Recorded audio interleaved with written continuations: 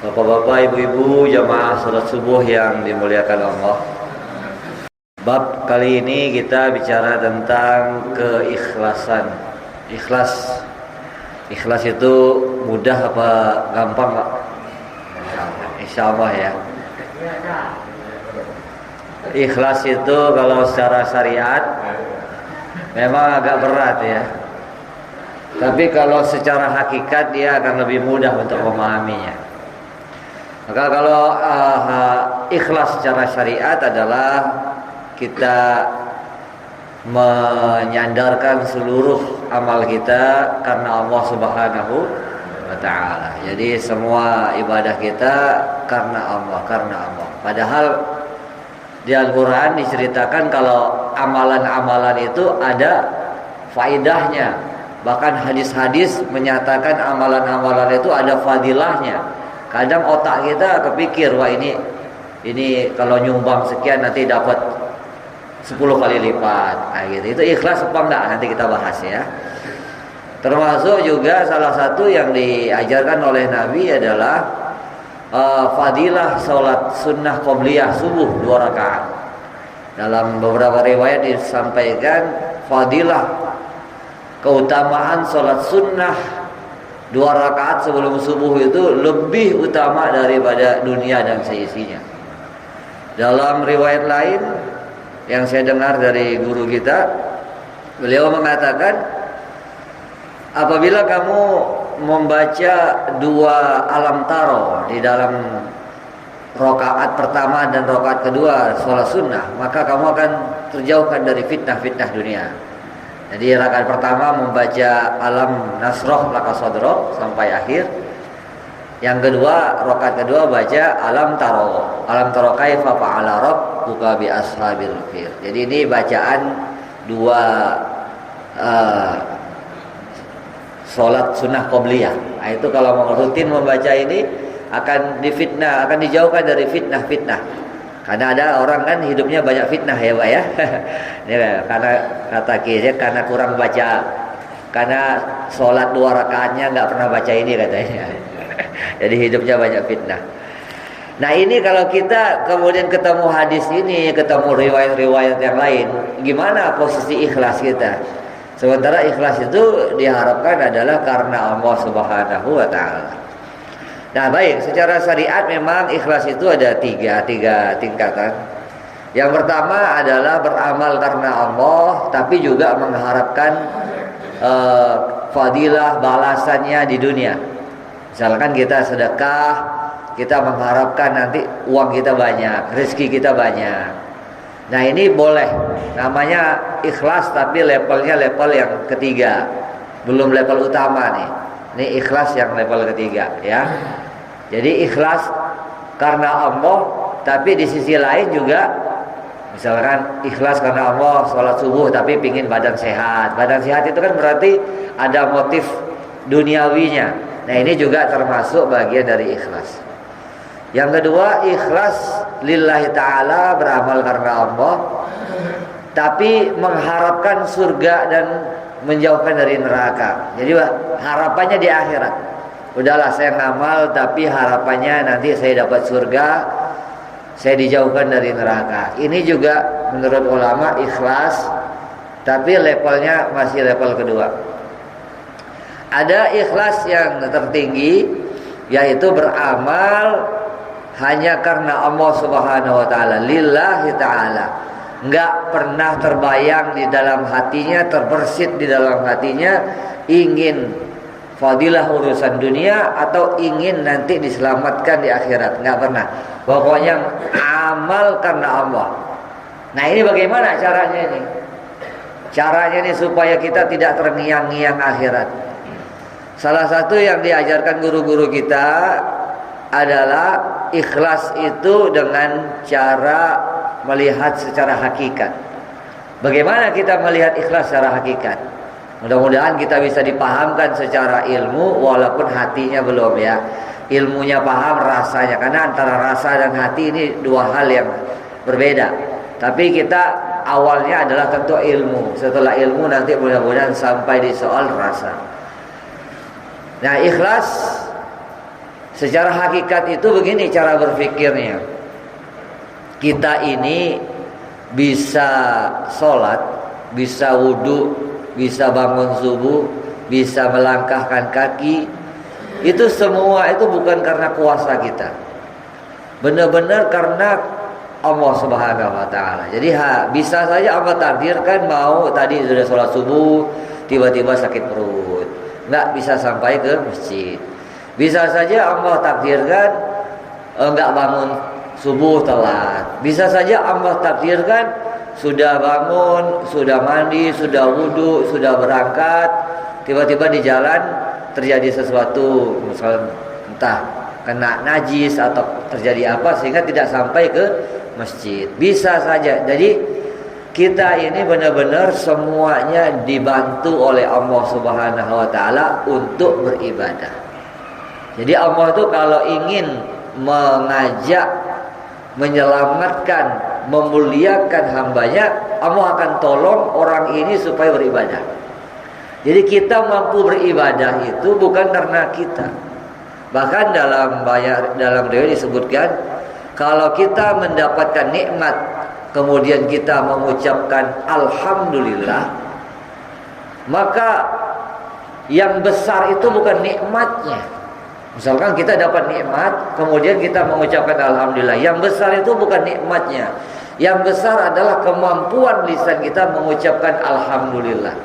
Jadi kalimat alhamdulillah yang mampu diucapkan oleh seorang hamba, oleh seorang makhluk, ini lebih besar daripada nikmat itu sendiri. Jadi mengucapkan kalimat alhamdulillah itu sudah memenuhi langit dan bumi pahalanya daripada nikmat. Misalkan kita dapat nikmat makan, kemudian kita ucapkan alhamdulillah, dah apalagi makan ya cuman kecil sekali. Tapi ucapan alhamdulillah itu lebih besar nilainya di hadapan Allah Subhanahu wa Ta'ala. Kenapa? Karena ada hamba, ada makhluk yang ditakdirkan dapat nikmat enggak mengucapin alhamdulillah. Nah, jadi seperti itu. Jadi kita ini ditolong oleh Allah. Makanya tadi kita berdoa, Allahumma a'inna ala zikrika wa syukrika wa husni ibadatik. Allahumma a'inni ala zikrika wa syukrika wa husni ibadatik. Ya Allah, Allahumma wahai Allah, a'inni tolong saya ala zikrika untuk selalu ingat kepadamu, wa syukrika dan selalu bersyukur kepadamu, wa husni ibadatik dan selalu memperbagus ibadah kepadamu. Jadi kalau Allah nggak tolong kita, kita nggak akan bisa melakukan kebaikan. Kalau Allah nggak tolong kita nggak akan paham tentang agama.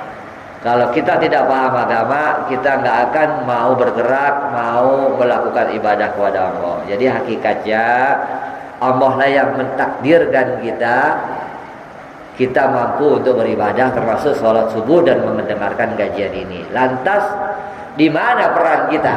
Kan nggak ada sama sekali peran kita. Wong semua ini Allah semua yang membantu dan menolong dan menakdirkan. Makanya kalau nggak ada peran kita, ya gampang nggak ikhlasnya. Ya gampang, semua karena Allah, semua dari Allah, semua untuk Allah. Jadi tidak ada sayanya di situ, tidak ada kitanya di situ. Nggak ada hebatnya kita, nggak ada kuatnya kita. Jadi itu adalah pemahaman secara hakikat. Seluruh amal-amal ini memang sudah Allah takdirkan kepada kita. Makanya kalau kita bicara secara hakikat, dua perkara ini harus kita pegang. Ada yang kita bicara secara syariat, namun di dalam hati kita adalah bicara secara hakikat. Misalkan tiba-tiba kita ditakdirkan untuk telat sholat subuh atau ditakdirkan untuk bermaksiat. Kenapa bahasa Bang Diki ditakdirkan? Benar, karena maksiat itu secara hakikat adalah ditakdirkan oleh Allah Subhanahu wa Ta'ala. Benar gak Pak? Maksiat itu ditakdirkan Allah apa kesalahan kita? Jawab mikir. Ya. Khairihi wa syarrihi. Kebaikan itu dari Allah dan keburukan itu dari Allah. Ini ilmu hakikat Pak. Jangan syariat. Kalau syariatnya gimana? Kebaikan dari Allah, keburukan dari saya sendiri. Begitu, itu namanya ilmu adab, ilmu etika. Jadi kalau kita salah, kita ngomongnya yang salah saya, yang kebenaran dari Allah. Itu ilmu hakikat apa ilmu adab itu, Pak? Itu ilmu adab, bukan ilmu hakikat.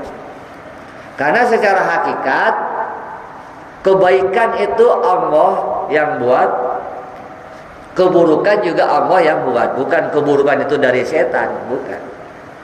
Masa kita bilang, ya Allah di Nagoya itu ada prostitusi, ada diskotik. Terus Allah bilang, wah itu bukan wilayah saya nggak kuasa begitu. Itu setan yang berkuasa. Masa begitu kan, nggak mungkin ya.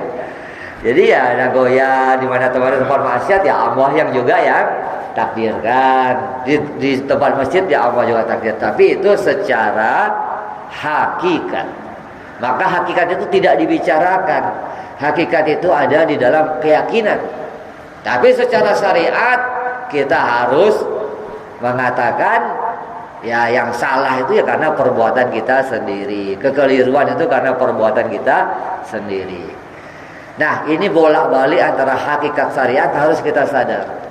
Jadi kalau kita ditakdirkan maksiat, jangan kemudian berkecil hati. Waduh, gawat saya.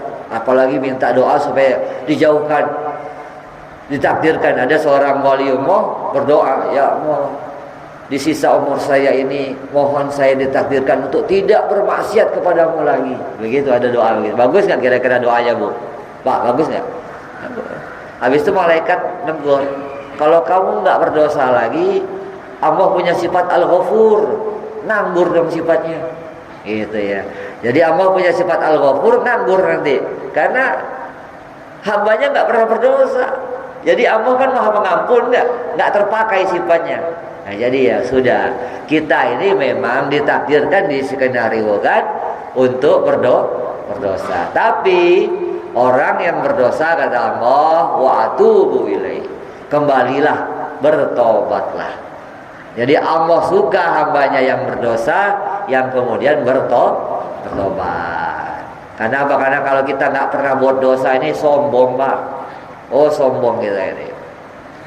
Udah nggak pernah buat dosa, soleh, kemudian istiqomah, ini bahaya, bisa sombong kita. Nah, kayak iblis, ibadahnya ribuan tahun tapi sombong, bahaya. Nah, makanya sesekali Allah takdirkan kita salah, kita keliru. Wah keliru kita, ya Allah salah kita. Ya memang kita makhluk yang dhaif, makhluk yang lemah. Maka kalau kita salah, kita kembali kepada Allah, mohon ampun kepada Allah Subhanahu wa ta'ala. Nah begitulah, jadi insya Allah lebih tenanglah hidup kita, Pak ya. Kita udah diatur semua oleh Allah, mah beres ya. Yang ngatur mah Allah. Dan Allah itu sebaik-baik pengatur. Allah itu sebaik-baik perencana. Jadi nggak usah khawatir sama hidup ini, nggak usah. Orang kita sudah ditakdirkan hidup, ditakdirkan Islam, besok juga kita ditakdirkan mati. Ngapain kita di alam kubur? Wallahu a'lam. Wes pokoknya pasrah aja sama Allah. Sisa-sisa hidup kita, masa depan kita besok, ya udah yakin aja. Allah nggak menolong kita pada saat kita susah. Allah selalu menolong kita. Ada tenang hidup kita. Tak ada yang perlu dikhawatirkan. Dan inilah imannya para wali Allah. Wala khaufun alaihim walahum yahzanun. Hati mereka nggak pernah takut, hati mereka nggak pernah bersedih dengan kehidupan ini. Wis, karena ikhlas karena Allah Subhanahu wa ta'ala. Mudah-mudahan kita sampai ke level itu, sehingga hidup kita benar-benar nyaman, hidup kita benar-benar tenang, nggak terpengaruh dengan kondisi politik, kondisi pemerintah, kondisi ekonomi, kondisi COVID, kondisi apapun nggak ngaruh. Ya pokoknya yakin, tenang, bahagia bersama Allah Subhanahu wa ta'ala. Demikian Bapak-bapak, Ibu-ibu.